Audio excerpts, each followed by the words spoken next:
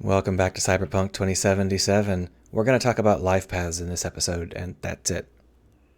Life paths were super popular back in the 80s and 90s as an alternative way of creating characters, and I loved them. They were great. They're a really good way to onboard a player. I remember they used to be so complicated that you could die during character creation. That was always fun. But for the most part, that's not how far you'd take them. The point of a life path is usually to help onboard a player. Even if the player doesn't really know what's going on, they can understand that they've been this kind of person in the past, and it helps them to be that kind of person in the future. They can decide what kind of things they're going to be involved with, what kind of opinions they're going to have, what kind of friends they're going to have, what kind of enemies they're going to have, what they're opposed to, what they're aligned with. These are anchors that can help them play through the entire game. A modern example of that would be the Dragon Age games, where if you choose to be an elf, it's not like, elf, pointy ears, +1 dex. No, elf is like a life path. You've lived a specific way, and your people have lived a specific way, and you have a very specific way of looking at things in the future because you're from an underclass and you're, having these kinds of troubles. Nobody else will have those same kinds of troubles. And it's the same if you choose, a mage or dwarf or whatever. Each one of those is a life path. It helps to onboard the player. It sets them up with their own specific way of looking at the world and their own specific challenges and ideals. Well, ideally that's what it does. As you might guess, this game doesn't really do the life paths very well. In this game you can pick any of these 6 white folks and give them a life path. But the life paths aren't very well constructed. Let me talk about it. Corpo is the best in terms of being the best constructed. Cyberpunk is almost always going to be about corporations that are abusive and need to be opposed and all that stuff. So it makes sense that having a life path that took you into corporate and then dumped you out of corporate would be a compelling story. You know who you're opposing, you know where you stand. Maybe you can even turn their own slick operations against them because you know what they're like from the inside. Maybe you'll be the face that, you can smooth your way through all the security by just smiling and pretending to be one of them, so on and so forth. The game obviously knows that this is why you would choose corporate, because in the description it says, "Few leave the corporate world with their lives. Few are still with their souls intact. You've been there. You've bent the rules." That 90s shit that you're reading there clearly says that you were corporate. That's important because you need to know where you stand, and it tells you the kind of adventure you're likely to have. This is something where a player will choose Corpo knowing that they're going to be having a specific place within the adventure. The other two don't really do that.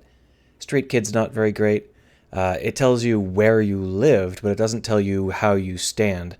Just reading this description, "Down here the law of the jungle dictates the weak serve the strong. The only law in Night City you have yet to break."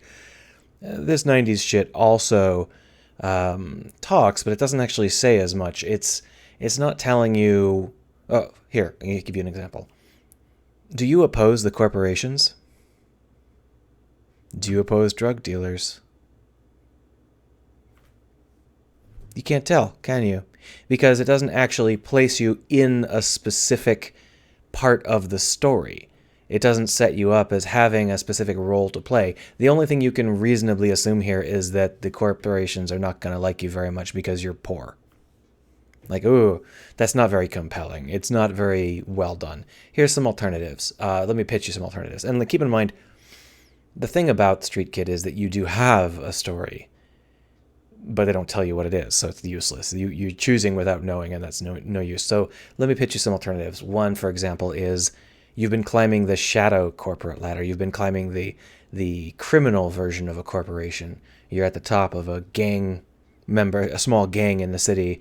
You've climbed through the ranks, and now it's all falling apart. From there, you can see where you stand. You're kind of in tune with the corporate philosophy, but you're a criminal, so you're doing the same thing, but from the other side. Simpler alternative, your parents were killed by corporate, your dog was killed by a drug dealer, and your wife was killed by cops or whatever. that puts you in another place. It puts you in the same location in terms of being a street kid. But now you know that you're opposing basically all forms of organization, and you're just going to be working with people you trust instead. It sets you up with a very specific dynamic for how the game will move. And Nomad is the worst. It's the worst for a lot of reasons. The first is that they have decided to have the objectively good team. Like, oh, the dictates the weak must serve the strong. Ooh, you've bent the rules, exploited secrets, and weaponized information. There's no such thing as a fair game. Honesty, integrity, and a love of freedom. Yeah, so there are just good guys. You choose the other two, and you're the bad guy. Objectively speaking, according to how they've written it. The other thing that's wrong with this is it doesn't tell you who you are. Looking at this, I can't tell if we're like a Confederate flag-waving cowboy shithead, or if we're like indigenous American, or exactly where we stand as someone who's not in the city. And those are different because they're, if you're an indigenous American group, maybe the problem there is that the city folks just don't like you and they won't let you live in the city. Whereas if you're a cowboy, then the problem is that you're filthy rich and regularly raid the Capitol, and, there's never any repercussions for that. You can see how there would be a different sort of approach to the adventure that you would go on. It turns out that in this game, the Nomad is an indigenous American equivalent. It's the version we're going to be playing, and that's not too bad. There is some risk there of taking too much culture that you don't really have the right to. So far, it's been pretty light touch, but who knows how it'll go in the future. All of these have other options. You could have all sorts of life paths. For example, you could come from a religious background that opposes cyberware on religious or pseudo-religious philosophical foundations, and you have something that requires a simple piece of cyberware to save your life. You've got a faulty heart valve or something.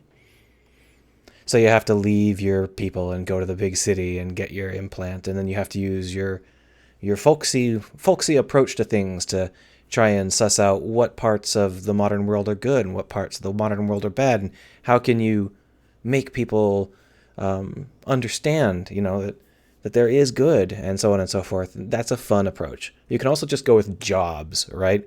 Like, oh, you were a politician, or you were a cop, or you were a reporter. Each of these things is fun. The jobs are fun here because the jobs have an inherent kind of